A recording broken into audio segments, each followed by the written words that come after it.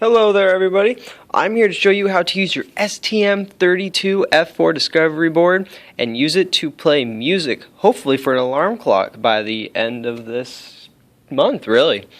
I'll keep you posted on that, but for right now, obviously by that statement, it's still in the developing phases. It's missing quite a few parts, but in general, the main parts are there. So, the STM32 board I have here, I've preloaded it with code from my computer and have it so when you connect a flash drive, one right here, with any MP3 file, just rather the front page of it, it's like on its directory page, it will play that audio file. It has to be a .mp3, of course.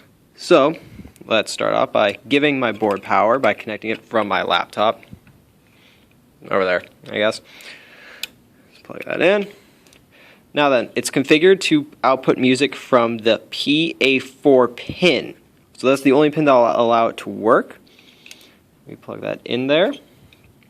Good, and we can tell it's working because the alternating red and orange light, meaning it's reading the file, but it's not playing any music right now. Well, that's easy. We're not outputting power, which we're running at 9 volts, so that way we can use a 9-volt battery in the final product.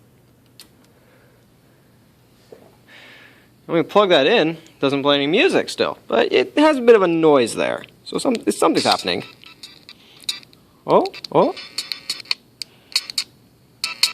that's a bad connection.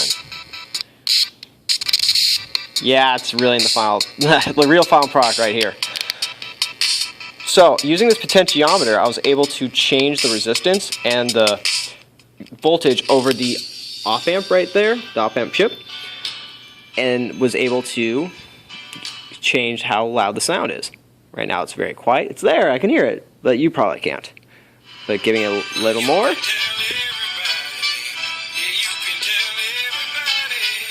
Yeah, I think I picked a good choice in song personally.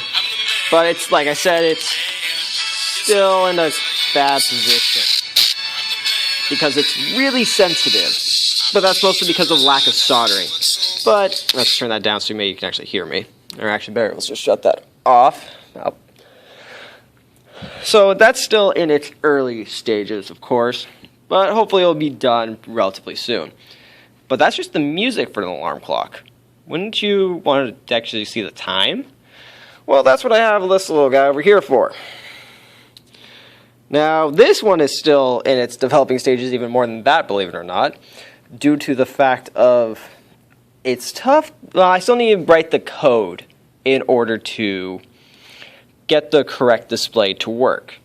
And what I mean by that is, well, first let's ground the display, sorry. It's an LCD display. So, and then using one of the pins I have is 3 volts. It'll output 3 volts. Well, actually, no, let's use the 5-volt one. Never mind, let's give it a little more juice.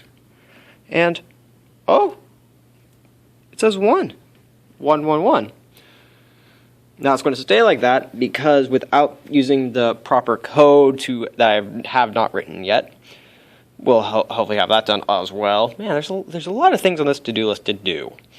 But anyway, so I'm just outputting 5 volts across the power rail, and I'm having the okay, yeah, I really don't like this cable. This cable's a bad one. I really need to get rid of it. Bad cable. But I'm limited on supplies, so what can you do?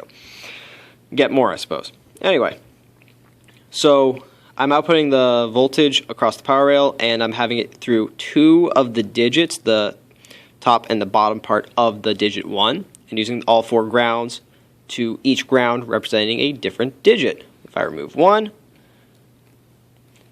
oh, now I'm lacking a digit. So what I need to do is write code for 1 power line in order to, 1 ground line to be specific, in order to alternate which digit I want, so that way I can switch between each digit and have each digit having a different number time. So that way I can actually have a number like 12 instead of solid 1s. But if you notice, this one right there is a little weaker than the others. That, like, right there, it's a little dimmer, especially compared to that. Or at least compared to that as well. But if I remove these, it's brighter. Still having an issue there, I guess. most likely due to a slight burnout. Yeah.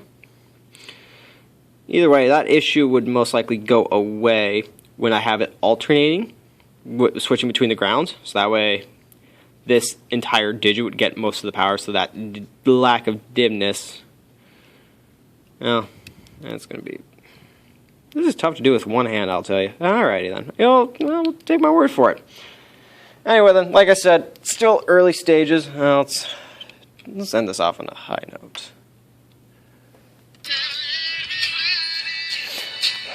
So at least we have the speaker working. Time is on the way, but that's just code.